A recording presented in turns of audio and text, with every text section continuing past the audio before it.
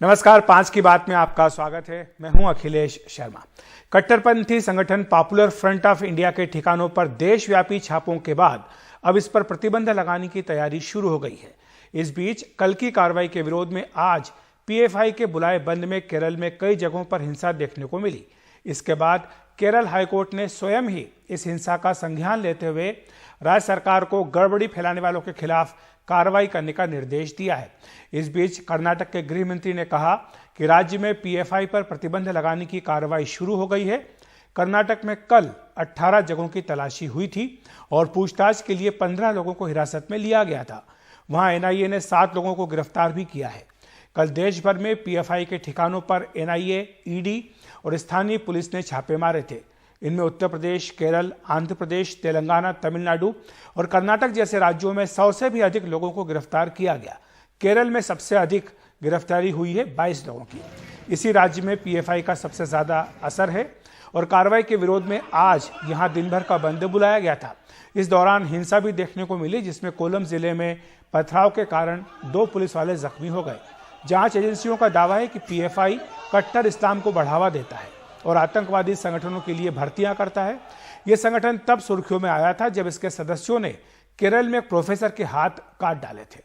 सिमी पर प्रतिबंध के बाद से संगठन की गतिविधियां तेज हुई हैं और अब इस पर भी प्रतिबंध की मांग उठ रही है। इस संगठन के खिलाफ जांच एजेंसियों की कल की कार्रवाई अब तक की सबसे बड़ी कार्रवाई बताई जा रही है। इस संगठन के खिलाफ यूएपीए के तहत 5 मामले दर्ज हैं। तो इस कल की कार्रवाई के बाद अब सवाल उठ रहा है कि क्या पूरे देश में पीएफआई पर प्रतिबंध लगा देना चाहिए। कर्नाटक ने इसकी शुरुआत कर भी दी है। चर्चा करने के लिए हमारे साथ जुड़ रहे हैं आलोक वत्स, बीजेपी नेता, पीकेडी नामबियार, राजनीतिक विश्लेषक, और जावेद रहमानी, वरिष्ठ पत्रकार। आप तीनों का बहुत बहुत स्वागत है एनडीटीवी इंडिया पर। सबसे पहले जावेद रहमानी, मैं आपके पास आना चाहूंगा। जो कल कार्रवाई की गई, 100 लोगों से भी अधिक की गिरफ्तारी हुई है, 10 से भी ज्यादा राज्यों में छापे मारे गए पीएफआई में, और ईडी, एनआईए, स्थानीय पुलिस सब ने मिलकर के ये कार्रवाई की है। इसके बाद अब मांग उठने लगी है कि इस पर प्रतिबंध लगा देना चाहिए पूरे देश में। कर्नाटक में इसकी शुरुआत भी हो गई है। आप किस तरह से देखते हैं इस पूरे मामले को? बिल्कुल, कल से अब तक ये सुर्खियों में बना हुआ है। पूरे मुल्क में अगर कोई खबर आज चल रही है तो उसमें पीएफआई के और ईडी और एनआईए के छापों की चल रही है। ऐसा बिल्कुल हमारे देश के हित में बिल्कुल ठीक नहीं है कि इस तरह के संगठन अगर कोई है और उसके जो देशद्रोही के लिए काम कर रही है, तो अब तक सरकार क्या आंख बंद करके सो रही थी? आप ये बताइए कि इतने लंबे समय से ये पार्टी, और बेसिक तो एक पार्टी एसडीपीआई का एक पार्ट है पीएफआई, और ये पॉलिटिकल पार्टी भी एक तरह से सूचना आयोग द्वारा इसको मान्यता दिया गया होगा। ऐसा नहीं कि रातों रात कोई आकर के इस पार्टी के द्वारा इलेक्शन में लड़ा गया है। तो पर्टिकुलर अगर कहीं कोई कमियां है, किसी ने कोई ऐसी अगर एक विशेष वर्ग कोई कर रहा है तो उसको सजा दीजिए आप। लेकिन एक पॉलिटिकल पार्टी के नाते कल जैसे केरल में आपने देखा कि किस तरह से वहां पे तोड़फोड़ किया गया और वहां पे कुछ घटनाएं हुई, तो ये मैं समझता हूं कि अभी कोई तथ्य निकल के नहीं आ रहा है। अभी सिर्फ हवाई बात हो रही है। अब तक किसी ने ये बात सबूत के तौर पर पेश नहीं किया गया कि इन छापों में निकला क्या। जी आलोक जी, आपने सुना जावेद रहमानी को कह रहे हैं कि ऐसा लगता है कि सिलेक्टिव कार्रवाई की गई है और अभी तक सरकार ने क्यों कार्रवाई नहीं की थी अगर ये संगठन देश विरोधी गतिविधियों में लिप्त था तो? देखिए अखिलेश जी, सबसे पहले इनकी गतिविधि का ज्ञात एनआईए को पटना में हुआ। जब इनके प्लान का गजवाए हिंद की तैयारी में ये पटना में ये इनका जो मामला पकड़ा गया, वहां से तार मिले और तब जाके पूरे देश में इसकी कवायद शुरू हुई छापेमारी की, और 106 लोगों को अरेस्ट किया गया है और अभी तहकीकात जारी है। और निश्चित तौर पर इनके संबंध गल्फ कंट्रियों से इनके तार मिले हुए हैं, जहां से ये टेरर फंडिंग के लिए धन मुहैया कराते थे विभिन्न स्रोतों से, विभिन्न माध्यमों से, और वो पीएफआई के खाते में जाता था। उसके बाद ये इनका मंसूबा था एक पर्टिकुलर वर्ग की को टारगेट करके उनकी हत्या करना। हैदराबाद में इन्होंने कराटे में सेंटर में बाकायदा आर्म्स की ट्रेनिंग दे रहे थे। तो कमोबेश इनकी सारी गतिविधियां आतंकवादी थी, आतंक को बढ़ावा देने का था, एक पर्टिकुलर वर्ग के लोगों को टारगेट करके उनको उनका किलिंग करने का मंसूबा था। और देर सवेर ये सारी तथ्य जब सबूत में बदल जाएंगी तो इन पर बैन लगना सिमी की तरह अवश्यम भावी है। देर सवेर ये संगठन बैन होकर ही रहेगा।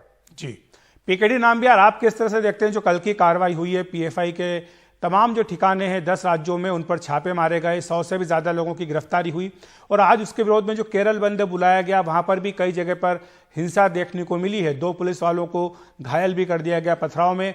इसके साथ ही जो केरल हाईकोर्ट है उसने खुद ही संज्ञान लिया। उसने कहा कि जनवरी में उसने ये आदेश दिया था कि अगर किसी भी तरह का विरोध प्रदर्शन करना है तो आपको 7 दिन का नोटिस देना होगा, लेकिन एक तरह से उसका उल्लंघन हुआ, तो इसको काफी कड़ाई से लिया है केरल हाईकोर्ट ने।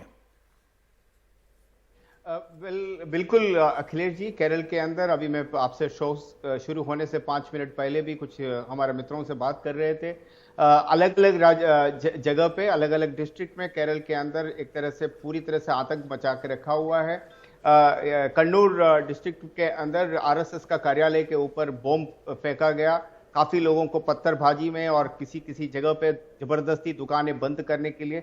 मैं आप लोगों को माध्यम से ये सिर्फ कहना चाहता हूं, इवन कोई भी अथॉरिटी भी जो हमारी आवाज जो भी सुनते हैं, अगर ये आज का जो केरल के अंदर जो हड़ताल हुआ है, अगर ये कहीं ना कहीं एक सूचना है तो आप समझ लीजिए कि पीएफआई या एसडीपीआई और जो इस वर्ग का जो लोग है, इन लोग कितने मजबूत और इतनी कट्टरपंथी लोग इतनी मजबूत, इतनी बड़े तनाव पे केरल के अंदर कैसे हुआ, तो किसकी सपोर्ट से हुआ। आज की तारीख में हमारे जो डिस्कशन, ये जो बैन से कुछ नहीं होने वाला है अखिलेश जी, और आलोक जी को भी मैं आप बताना चाहता हूं, अगर आप पीएफआई का नाम बैन कर दोगे, वो कल पीएफआई की जगह और एसएफआई या और कोई नाम पे आ जाएंगे।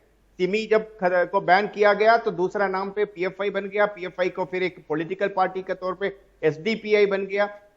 आप ये भी मानोगे कि जो पुराना जो मुख्यमंत्री थे केरल का, वो असेंबली में जो वीएस अच्युतानंदन जी ने खुद कहा था ये जो एक कट्टरपंथी लोग है, उसके बावजूद जो उसका अगला जो आज का जो मुख्यमंत्री है केरल का, जो पिनराई विजयन, उन्होंने एसडीपीआई के साथ मिलकर इलेक्शन भी लड़ा हुआ है। तो मेरे ख्याल से ये पिछले 15, 20, 25 वर्षों से जिस तरह से स्पेशली जो आप देखोगे तो जो मलबार कोस्ट है, जिसको हम कहते हैं कि पालक्काड से लेके जो कोंकण तक, जो गोवा का जो बेल्ट तक, जहां पे आप अभी आजकल जो आप सुनते हैं कि उडुपी, मैंगलोर और या उस तरह का जो इलाका, ये पूरी बेल्ट के अंदर एक तरह से पूरा डेमोग्राफिक चेंजेस हो चुका है। मैं पीछे कुछ दिनों पहले मैं उस इलाके में पूरा दौर किया था।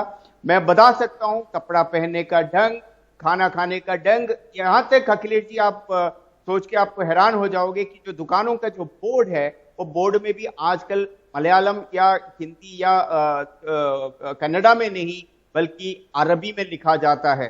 जो खाना खाने का जो तरीका है, जो खाने का जो अलग अलग तरीका, जो अरेबियन कल्चर, कपड़ा पहनने का ढंग, पूरी तरह से एक माहौल ऐसे क्रिएट किया हुआ है जो। लेकिन नामबियार जी, उनका ये कहना है, जो उनके लोग हैं पीएफआई के, वो ये कहते हैं कि चूंकि वो बीजेपी आरएसएस से दो हाथ करते हैं, उनका जो वर्चस्ववाद की लड़ाई है उसका मुकाबला करते हैं, इसीलिए उनको जानबूझकर निशाना बनाया जाता है। बिल्कुल नहीं है अखिलेश जी, मैं आपको एक और चीज बता देता हूं, ये सिर्फ हिंदू के खिलाफ या आरएसएस या बीजेपी के खिलाफ नहीं है। इन्होंने, अगर आप देखते हो तो कांग्रेस वालों को भी मारा गया है कि बहुत सारे क्रिश्चियन, जो लव जिहाद, जो हिजाब इश्यू, ये सब चीज का जो मूल कहां है, जब भी कोई भी देखोगे तो आपको पता चल जाएगा, ये सब शुरुआत ये इस कट्टरपंथी लोगों से है। आप एक और बात सुनकर हैरान होगी कि लगभग 80 लोग अगर आईसिस में ज्वाइन किया हुआ है भारत के अंदर से, उसमें से 90% लोग जिस इलाका में, जिसके लिए आप कहा था, जो कासरगोड, कन्नूर, मलप्पुरम और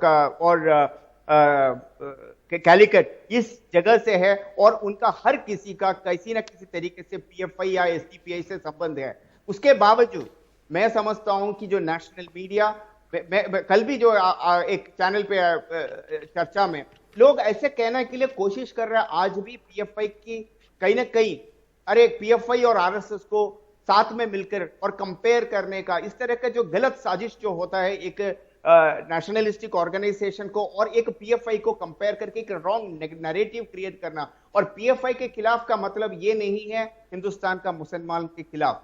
पीएफआई हिंदुस्तान का मुसलमान को रिप्रेजेंट नहीं करते, एक कट्टरपंथी लोग है, कुछ लोग मिलकर आतंक मचा रहे हैं। देश के विरुद्ध काम कर रहे हैं, देशद्रोही है। और आज का मैं सच बता रहा हूं, मैं दुखी हूं इसलिए कि जिस इलाका से मेरा मूल है उस इलाका इतना बदल चुका है। अगर कभी आप जाओगे, एक जमाना था जहां पे जो चाहे मुस्लिम हो हिंदू भाई भाई असली में भाई भाई करके रहते थे, एक दूसरे के फंक्शंस में जाते थे। लेकिन अगर आप आज जाओगे, कपड़ा पहनने का ढंग, खाना खाने का ढंग, चलने का ढंग, हर दोनों तरफ मस्जिद, और एक तरह से एक अलग ही एक वातावरण। आपको ये नहीं लगेगा कि 20 साल पुराना वो इलाका यही है। ये अंत में सिर्फ एक और बात कहूंगा, कुछ साल पहले इन्हीं लोगों ने, अखिलेश जी आपको विश्वास नहीं करोगे, एक मलबार स्टेट की भी मांग की थी। मलबार स्टेट जो केरल का कुछ डिस्ट्रिक्ट का और कर्नाटक का कुछ डिस्ट्रिक्ट्स को मिलकर साथ में करके एक मलबार डिस्ट्रिक्ट का भी मांग किया था। और हर चीज आप सेंट्रल गवर्नमेंट के ऊपर, सेंट्रल गवर्नमेंट क्यों बैन नहीं कर रहे ये बोलोगे तो वो गलत है, क्योंकि सबसे पहले लॉ एंड ऑर्डर, इस तरह का जो गतिविधियों को रोकने का काम राज्य सरकार का है। लेकिन केरल का जो वामपंथी और कांग्रेस सरकार दोनों इनको हमेशा बढ़ावा दिया था, उस बढ़ावा का ही आज हम सब लोग एक्चुअली एक तरह से जो दिख रहे हैं उनका सिर्फ कुकर्म की वजह से। ठीक है जावेद जी, आपको लाना चाहूंगा इस चर्चा में, जो आपने सुना होगा पीकेडी नाम्बियार को। लेकिन जो बात है पीकेडी नाम्बियार कह रहे हैं वो तो अपनी तरफ एक जगह है, लेकिन जो कल जांच एजेंसियों की ओर से जानकारी मिली उसमें उन्होंने ये सीधे सीधे तौर पर कहा है कि 5 मामले तो इनके खिलाफ यूएपीए के तहत दर्ज हैं। केरल में एक प्रोफेसर के हाथ काट डाले क्योंकि उनकी बातें उन्हें पसंद नहीं आई, और इसके साथ साथ कई जगह पर चाहे बीजेपी आरएसएस के वर्कर्स हों या फिर कांग्रेस के नेता हों, इनको जान से मारने की भी कोशिश की गई, कई जगह मारा भी गया है। ये भी सारे मामले इनके खिलाफ हैं। और ये भी कहा गया जांच एजेंसियों की ओर से कि अगर आईसिस के लिए कोई भर्तियां हो रही तो सबसे ज्यादा भर्तियां पीएफआई करवा रहे। तो ये सारे गंभीर आरोप हैं जो कि देश की सुरक्षा से जुड़े हुए हैं। नहीं, बिल्कुल अखिलेश जी, अभी हम दोनों पैनलिस्ट को सुन रहे थे तो देखिए अभी भी इन दोनों ने जो बातें कही उसमें कोई हमें सबूत कहीं नजर नहीं आया कि भारत सरकार की जो हमारी सुरक्षा एजेंसियां हैं हमें उस पर पूरा गर्व है। और कहीं से ये बात कहना कि सऊदी से तार जुड़े हुए, फला से तार जुड़े, इसका मतलब ये है कि आप सीधा सीधा जांच एजेंसी पे सवाल उठा रहे हैं। मतलब आप हमारी सरकार जो है, सरकार कोई भी हो, मौजूदा हो, इससे पहले जिसकी भी रही हो, सरकार की पूरी एजेंसियां पूरी परिपक्व है। और हमें खूब पता है कि हमारे भारत के खिलाफ अगर कोई उंगली उठाने की हिम्मत करेगा तो उसका हश्र हम क्या बिगाड़ेंगे। ये कह के निकल जाना कि इनके तार वहां से जुड़े हैं, वहां से जुड़े हुए हैं, ये सरासर मतलब मैं समझता हूं कि ये ठीक नहीं है। खास करके जो पढ़े लिखे लोग हैं, संजीदा लोग हैं, आप उनको ये कह के नहीं समझा सकते। हर जी बताइए, नहीं अपनी बात पूरी कर लीजिए। जी जी, तो इसलिए ये अभी आलोक जी कहने लगे कि भाई फला जगह ये हुआ, फला जगह हुआ। फिर सरकार को काम करने दीजिए ना। आप बीच में क्यों आ रहे हैं? हमारा कानून है, सिस्टम है, लॉ है। अगर कोई दोषी है तो उसको सजा मिलेगी। इसमें आरएसएस को या बीजेपी को, किसी पार्टी को जाति तौर पर नहीं लेना चाहिए, जहां तक मेरा मानना है। एज ए पत्रकार मैं कह रहा हूँ, तो मैं भी जाहिर चीजों को देखता हूँ, लिखता हूँ, पढ़ता हूँ, तो मैं पार्टी क्यों बन रहा हूँ? इन्होंने कहा नामबियार जी ने कि मुसलमानों का इश्यू है, इससे मुसलमानों को कोई लेना देना नहीं है। कतई इससे मुसलमानों से न जोड़ा जाए। अगर किसी ने गलत किया है उसको सजा दी जानी चाहिए। तो जावेद जी, शायद जांच इसीलिए हो रही है कि अगर कुछ सबूत मिले होंगे शुरुआत में या कुछ ऐसे तथ्य मिले होंगे, सुराग मिले होंगे, उसी के आधार पर एनआईए, ईडी ये सब मिलकर के कार्रवाई करे। कल जो कार्रवाई हुई है उसमें हमें जो जानकारी मिली उसके मुताबिक कंट्रोल रूम में जो ईडी के डायरेक्टर थे, जो एनआईए के डायरेक्टर थे, वो खुद मौजूद थे। और उसके बाद में गृह मंत्री अमित शाह ने एक समीक्षा बैठक भी की जिसमें उन्होंने पता लगाया कि आखिर क्या क्या मिला है इस पूरी छापेमारी में। नहीं बिल्कुल अखिलेश जी, मैं बिल्कुल अभी भी कह रहा हूँ कि सरकार को काम करने दीजिए, जांच एजेंसियों को काम करने दीजिए। लोग जाति तौर पे जो रोटी सेक रहे हैं वो नहीं होना चाहिए। इसमें राजनीति बिल्कुल नहीं होना चाहिए। अगर कहीं लूप है, कहीं कोई किसी ने गलत किया है तो उसको सजा मिलनी चाहिए। नहीं, लेकिन जावेद जी, आज जिस तरह से केरल बंद के दौरान जो उन्होंने बंद बुलाया था इस पूरी कार्रवाई के विरोध में, तो उसमें जो जगह जगह पर हिंसा देखने को मिली, बसों के हमने तस्वीरें देखी कि जो ड्राइवर थे वो हेलमेट पहन करके बस चला रहे थे क्योंकि उन्हें खतरा था कि कहीं पत्थरबाजी से उनका सिर जो है वो न टूट जाए। और इस तरह से 2 पुलिस वाले जो है वो जख्मी भी हुए हैं। केरल हाईकोर्ट ने संज्ञान लिया। तो ये क्या बताता है, ये कोई शांति प्रिय संगठन का काम तो नहीं हो सकता कि इस तरह की हिंसा फैलाए? बिल्कुल आपकी बात से मैं सहमत हूं कि अगर धरना प्रदर्शन का अगर डेमोक्रेटिक कंट्री में हम सबको अधिकार है, लेकिन इसका मतलब ये नहीं कि हम किसी को क्षति पहुंचाएं। हो सकता है कुछ तत्व उसमें ऐसे हों, आप इसका मतलब ये नहीं कि पूरी पार्टी को या पूरे सिस्टम को आप बदनाम कर दें। अगर कोई इसमें 1-2 आदमी ऐसा हो सकता है, किसी ने गलत किया है तो वो वीडियो में सब आ जाएगा। जी, आलोक जी, आप जवाब देना चाहेंगे? जावेद रहमानी कह रहे हैं कि कुछ लोग हो सकते हैं गलत हो, लेकिन पूरे संगठन के ऊपर उंगली उठाना, आरोप लगाना ये ठीक नहीं है, और जहां तक कार्रवाई का सवाल है, पहले सबूत मिलने चाहिए, उसके बाद कार्रवाई हो। अखिलेश जी, मैं रहमानी जी का शुक्रगुजार हूं कि कम से कम इन्होंने ये तो एग्री किया कि कुछ लोग इसमें गलत हो सकते हैं। तो गलत कुछ लोग नहीं, बहुत लोग हैं, और समय रहते इनको सबूत के साथ वो सारे तथ्य मिल जाएंगे। अभी तो शुरुआत हुई है, और इसको आरएसएस से कंपेयर करना, कहां राष्ट्र प्रेमी ऑर्गेनाइजेशन, राष्ट्रभक्त ऑर्गेनाइजेशन, और कहां राष्ट्र विरोधी ऑर्गेनाइजेशन, ये पूरब और पश्चिम का मिलन करवाने की कोशिश कर रहे हैं लोग। इनके संगठन में आईएसएस की ट्रेनिंग दी जा रही है, आईएसएस की रिक्रूटमेंट हो रही है, ये टेरर फंडिंग कर रहे हैं विदेशों से। ये सारी गतिविधियां जो इनकी हैं सब राष्ट्र विरोधी हैं, और एक पर्टिकुलर समुदाय को ये टारगेट करके किल भी किया है इन्होंने, और आगे भी किल करने की कवायद कर रहे थे। ठीक है, मैं वरिष्ठ पत्रकार के इस बात से सहमत हूं कि सरकार को अपना काम करने दीजिए, तो सरकार अपना काम कर रही है। अभी तो 2 ही दिन एक्शन के हुए हैं, 2-4-10 दिन में सारे तथ्य जब सामने आ जाएंगे तो जो सजायाफ्ता होगा उसको सजाए मिलेगी। और अगर इसको बैन करने की नौबत आएगी तो हाँ, ये सही कहा नंबियाल जी ने कि ये बैन होगा, कोई तीसरा आदमी खड़ा हो जाएगा। सख्ती से इन पर निपटने की जरूरत है कि इनको जड़ मूल से नष्ट किया जाए, उसके लिए गवर्नमेंट को कार्रवाई करनी होगी, और इसको समय रहते जड़ मूल से नष्ट करने पर ही तब ये दोबारा नहीं पनप पाएंगे। मेरे ख्याल से आलोक जी, सवाल यह था जावेद जी का कि जिस तरह से सरकार पहले कार्रवाई करती रही है, जो इतिहास रहा है इस तरह के मामलों में, उसे लेकर के जरूर कई तरह के सवाल खड़े हो जाते हैं, क्योंकि कई बार ऐसा होता है कि जो बेगुनाह लोग होते हैं उनको भी चपेटे में ले लिया जाता है। वो जावेद रहमानी इस बात की ओर इशारा कर रहे हैं। आलोक जी, देखिए, ये बात सही है कि चावल के साथ घुन पिस जाता है।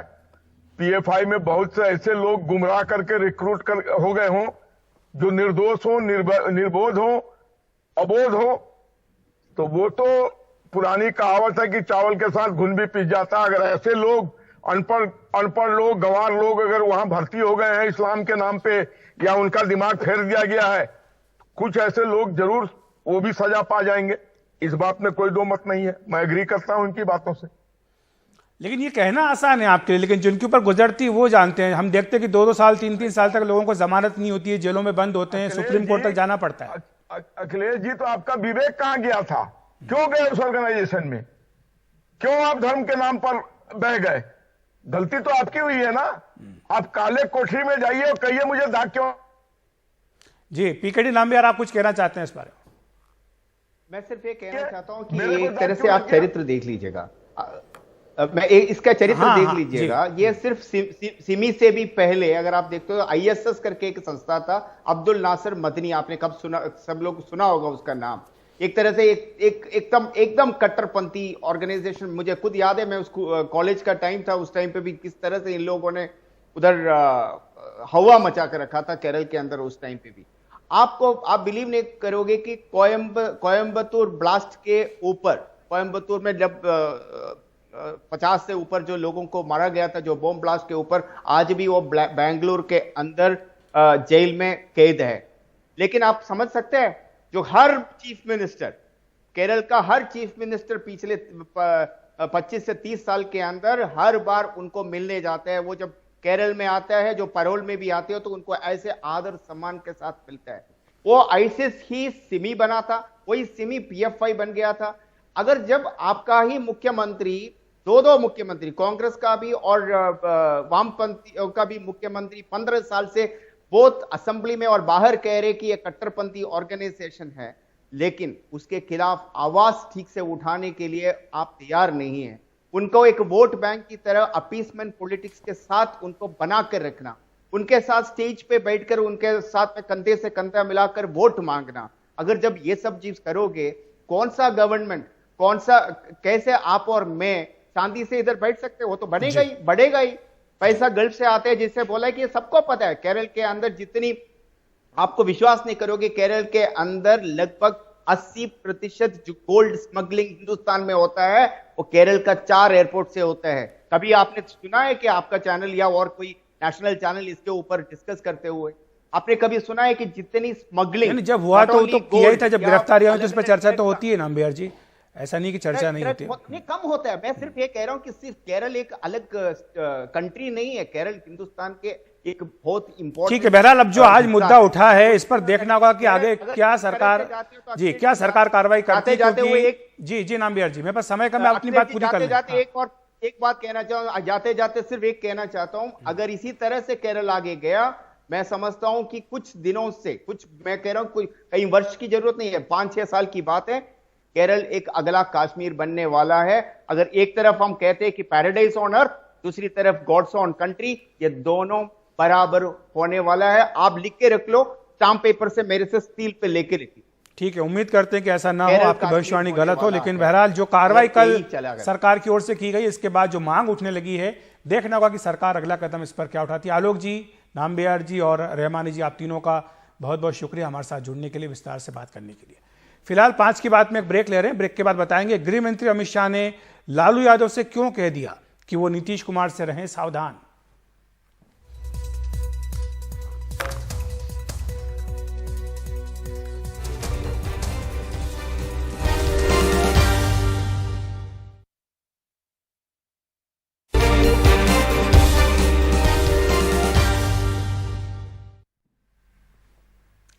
जेडीयू से गठबंधन टूटने के बाद पहली बार बिहार पहुंचे गृह मंत्री अमित शाह ने आज पूर्णिया में रैली की और नीतीश कुमार तथा लालू यादव पर जोरदार हमला बोला। अमित शाह ने कहा कि जब लालू जी नीतीश सरकार में जुड़ गए हैं तो अब यहां डर का माहौल बन गया है। ये सीमावर्ती जिले भारत का हिस्सा हैं, किसी को डरने की जरूरत नहीं है, यहां पर नरेंद्र मोदी सरकार है। अमित शाह ने कहा कि क्या राजनीतिक गठजोड़ बदलकर पीएम बन सकते हैं नीतीश बाबू। राजनीति में आने के बाद से उन्होंने कई लोगों को धोखा दिया है। लालू जी सावधान रहें कि नीतीश बाबू कल आपको छोड़कर कांग्रेस की गोद में बैठ सकते हैं। लालू जी आप ध्यान रखिएगा, नीतीश बाबू कल आपको छोड़कर कांग्रेस की गोदी में बैठ जाएंगे और आप धरे के धरे रह जाओगे, किसी को मालूम नहीं पड़ेगा। अमित शाह ने बिहार में फिर से जंगल राज वापस आने की बात कही। इस पर जवाबी हमला बोलते हुए तेजस्वी यादव ने कहा कि अपराध में तो दिल्ली नंबर 1 है, जहां गृह मंत्री का राज है। नीतीश बाबू ने लालू जी को साथ लेकर अपना जंगल राज के प्रति रवैया स्पष्ट कर दिया है। माताओं, भाइयों, बहनों, मुझे बताइए, आपको जंगल राज चाहिए क्या? जोर से बोलिए, चाहिए जंगल राज? फिर से फिरौती वाला राज चाहिए? फिर से अपहरण वाला राज चाहिए? फिर से जातीय हिंसा वाला राज चाहिए? हम तो पहले ही कह रहे थे ना, आएंगे तो झूठों का माहौल गड़बड़ करने के लिए आएंगे और कहेंगे कि जंगल राज है। अरे पहले अमित शाह जी, आप जहां दिल्ली में बैठते हैं, क्राइम में अव्वल नंबर पे आता है और वो आप ही के विभाग का आंकड़ा निकाल लीजिए, एनसीआरबी का, दिल्ली में क्राइम बिहार से अधिक है। आप जहां बैठते हो, आप जहां सोते हो, वो प्रदेश जो है, यूटी जो है, देश की राजधानी जो है, वो सुरक्षित नहीं है और आप यहां बिहार आकर के लोगों को बेवकूफ बनाना चाहते हैं। गृह मंत्री अमित शाह ने बिहार में डर के माहौल बनने की बात भी कही। इस पर तेजस्वी यादव ने कहा कि क्या देश के गृह मंत्री यहां लोगों को डराने आए थे? जब लालू जी सरकार में जुड़ गए हैं और नीतीश जी लालू की गोदी में बैठे हैं, तब यहां जो डर का माहौल खड़ा हुआ है, मैं आपको कहने आया हूं, ये सीमावर्ती जिले हिंदुस्तान का हिस्सा है, किसी को डरने की जरूरत नहीं है। नरेंद्र मोदी सरकार है यहाँ पर। कोई किसी से तो मतलब कौन डराने आए थे? राष्ट्र का गृह मंत्री हैं, लेकिन लग रहा था कि भारत का कोई गृह मंत्री है। हमको ना तो नेता लग रहे थे, ना गृह मंत्री लग रहे थे। अब हम नहीं बताना चाहते कि क्या लगे।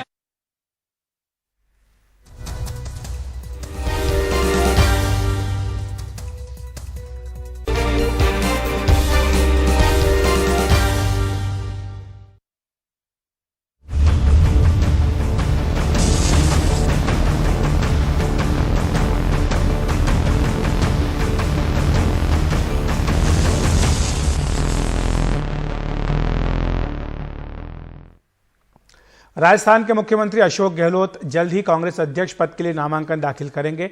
भारत जोड़ो यात्रा में शामिल होने के बाद वापस आते समय उन्होंने पत्रकारों से बातचीत में कहा कि जल्द ही वो नामांकन भरने की तारीख तय करेंगे, लेकिन यह तय है कि वो अध्यक्ष पद के उम्मीदवार होंगे। उन्होंने कहा कि कोई भी कांग्रेस का नेता उम्मीदवार हो सकता है। उन्होंने ये भी स्पष्ट किया कि गांधी परिवार का कोई भी सदस्य अध्यक्ष पद का उम्मीदवार नहीं होगा। वो राहुल गांधी को मनाने के लिए केरल भी आए थे, लेकिन राहुल गांधी पहले ही कई बार साफ तौर पर मना कर चुके हैं। कल राहुल गांधी ने यह भी साफ कर दिया कि उदयपुर सम्मेलन में 1 मैन 1 पोस्ट तय हुई थी। उम्मीद है सब इसे मानेंगे।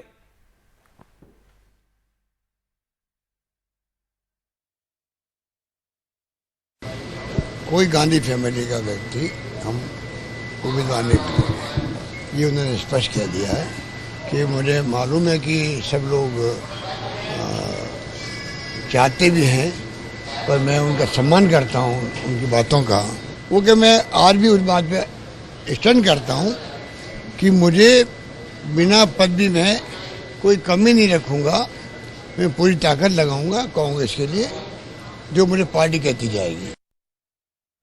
तो अब यह लगभग तय हो चुका है कि कांग्रेस अध्यक्ष पद के लिए लड़ाई अशोक गहलोत और शशि थरूर के बीच होने जा रही है।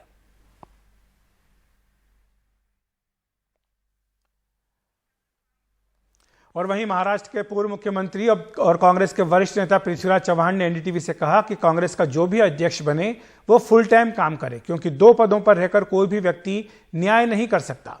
उन्होंने ये भी कहा कि G23 का काम अब खत्म हो गया। नए कांग्रेस अध्यक्ष पद को लेकर राजनीतिक गतिविधियां तेज हो रही है। मेरे साथ पृथ्वीराज चौहान है, पूर्व मुख्यमंत्री, महाराष्ट्र भारत सरकार में भी वरिष्ठ पद पर काम किया है। अभी तक जो घटनाक्रम रही, अशोक गहलोत का एक महत्वपूर्ण बयान आया है कि गांधी परिवार का कोई व्यक्ति कांग्रेस का अध्यक्ष नहीं होगा। राजनीतिक तौर पर कितना महत्वपूर्ण है पार्टी के लिए? देखिए, मैं समझता हूँ कि ये वक्तव्य राहुल जी ने स्वयं या तो अशोक जी को बताया है, खुद टीवी के सामने कहा है। ये भूमिका उन्होंने आज नहीं ली है, बहुत पहले से उन्होंने ये भूमिका ली थी, लेकिन हम पता नहीं क्यों ये उसको विश्वास नहीं रख रहे थे। सोच रहे थे कि शायद नहीं ये ढोंग है, शायद हाँ कहेंगे आखिर में। लेकिन मैं धन्यवाद देता हूँ कि उन्होंने एक स्पष्ट भूमिका ली है।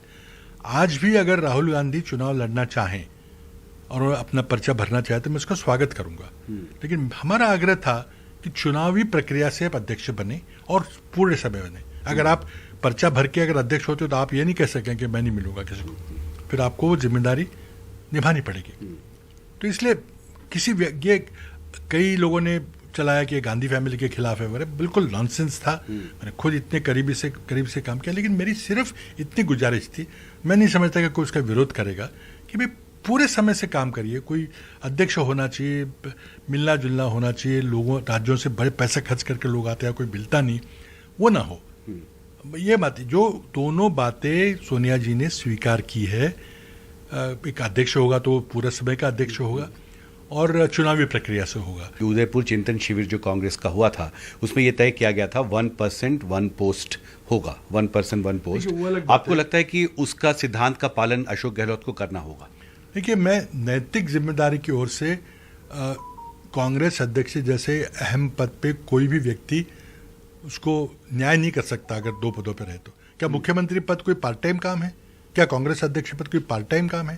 तो ये बिल्कुल भावना ही गलत है कि आप दोनों जगह रहेंगे। इसका मतलब ये था कि आप अभी अध्यक्ष चुनाव के माध्यम से रहेंगे और 2-3 महीने के बाद जब राहुल जी वापस आएंगे यात्रा से, तब एकदम इस्तीफा दे देंगे, जब कार्य समिति को फिर कोई पर्याय ढूंढना पड़ेगा जो फिर एक ही पर्याय होगा। तो ऐसे मत करिए। मैं समझता हूँ कि अब बहुत सारे उस पर chapter last word has been said. Ashok Gehlot को इस्तीफा देना चाहिए, आपको लगता है मुख्यमंत्री? वो देखिए, पहले देना चाहिए, बाद में देना चाहिए, वो मधुसूदन मिस्त्री तय करेंगे। Is a honourable man. वो अगर कह दे कि भाई मैं नहीं रहूंगा पद पे, बहुत काफी है। ये जरूरी थोड़ी कि आपने कागज दिखाइए, प्रूफ दिखाइए, हम थोड़ी कहेंगे। एक आखिरी सवाल, शशि थरूर, सोनिया गांधी से उनकी मुलाकात हुई है, G23 गुट के भी कुछ नेता चुनाव मैदान में उतरना चाहते हैं, मनीष तिवारी के नाम की चर्चा है। देखिए, G23 ये नाम आप लोगों ने दिया था, हमने गोपनीय पत्र 23 जो लिखा था, जो प्रकट हो गया, उसके बाद ने आपने मेहरबानी की उसको एक लेबल लगा दिया। उसका काम मैं समझता हूँ हो गया, खत्म हो गया। जो दोनों 2 बातें कही थी, दोनों मान ली गई है। तो कोई हमारा कोई पैरेलल ग्रुप, कोई पैरेलल कांग्रेस थोड़ी चला रहे हैं। हम तो कांग्रेस में कांग्रेस को मजबूत करने के लिए अपनी बातें कहती है, अगर स्वीकार कीजिए ना स्वीकार कीजिए अलग बात है। हमसे बात करने के लिए बहुत शुक्रिया। तो दिल्ली से जोसेफ के साथ हिमांशु शेखर, एनडीटीवी इंडिया। 5 की बात में वक्त एक ब्रेक का। ब्रेक के बाद बताएंगे हरियाणा के कुरुक्षेत्र में नेशनल हाईवे को किसानों ने क्यों किया जाम।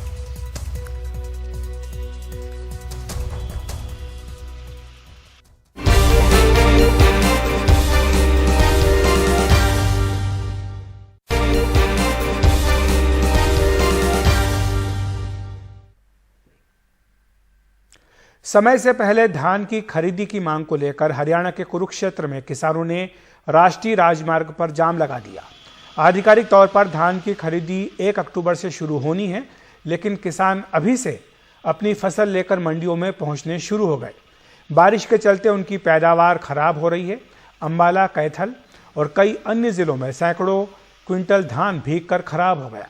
किसान राज्य सरकार से अपील कर रहे हैं कि वो तय समय से पहले खरीदी शुरू कर दे। वो या कि जी 4 दिन से पड़े हैं, बरसात हो रही है, उधर कोई खरीद नहीं रहा है, देख सारी जम रही है। इसका कौन जिम्मेदार होगा, कौन खरीदेगा इसने? कहाँ जाएंगे हम लोग? हम तो मारे गए गरीब आदमी। कितने दिन से हो? 4 दिन से हैं जी। तो ये बरसात से कुछ नुकसान हुआ है? बरसातें देख नीचे को पानी चलना लग रहा है, आप देख रहे हो। ये सारी कल काटी थी, आज फिर काटेंगे। सरकार से नहीं कोई बातचीत हुई? नहीं जी, कोई बातचीत, कोई सुनाई नहीं कर रहा। कोई सरकार नहीं सुनाई कर रहा, कोई व्यापारी नहीं कर रहा। कोई मंत्री संतरी आया हो कोई? ना जी, कोई नहीं आया यहाँ। कोई सरकार प्रशासन की तरफ? ना जी, बिल्कुल भी नहीं कोई आया। दिल्ली एनसीआर समेत उत्तर भारत के कई शहरों में कल से ही लगातार रुक रुक कर बारिश हो रही है। इस बारिश ने मिलेनियम सिटी कहे जाने वाले गुरुग्राम के इंतजामों की पोल खोल दी। कई इलाकों में सड़कें तालाब में तब्दील हो गई। स्कूल, कॉलेज, कोचिंग सेंटर समेत सभी शैक्षणिक संस्थानों को बंद करने का आदेश देना पड़ा। प्रशासन ने सभी निजी कंपनियों को वर्क फ्रॉम होम की सलाह दी। कल रात यहां घंटों तक सड़कों पर लंबा जाम लगा रहा। कई जगह सड़क पानी में डूब गई।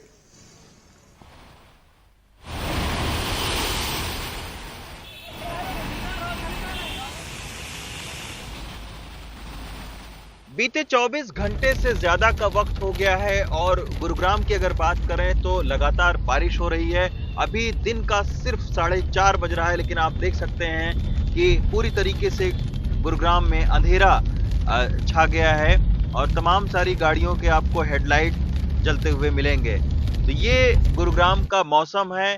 कल शाम से लगातार इसी तरीके का मौसम है।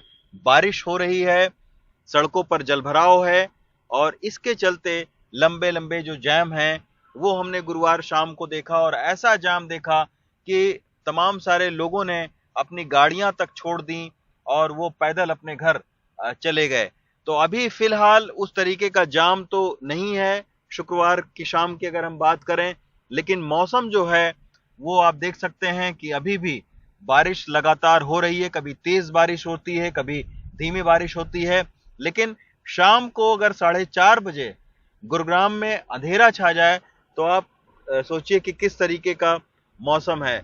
और अभी आप देख सकते हैं कि शाम को 4:30 बजे का वक्त है। अभी फिलहाल जाम तो नहीं दिखाई दे रहा है।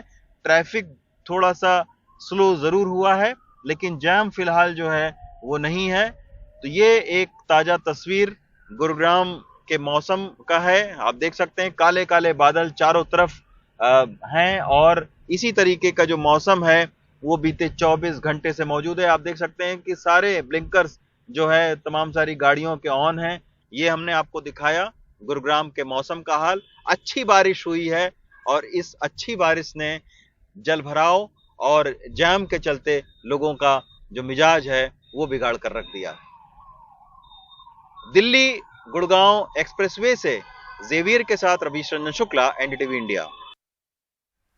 बात करते हैं असम की, जहां जोरहाट में वन विभाग ने कुएं में फंसे 2 हाथियों को सुरक्षित बाहर निकाल दिया। यह घटना गुरुवार की है, जब एक हाथी और उसका बच्चा कुएं में जा फंसे थे। सूचना मिलने के बाद वन विभाग के अधिकारियों ने क्रेन की मदद से मिट्टी हटाकर दोनों हाथियों को बाहर निकाला।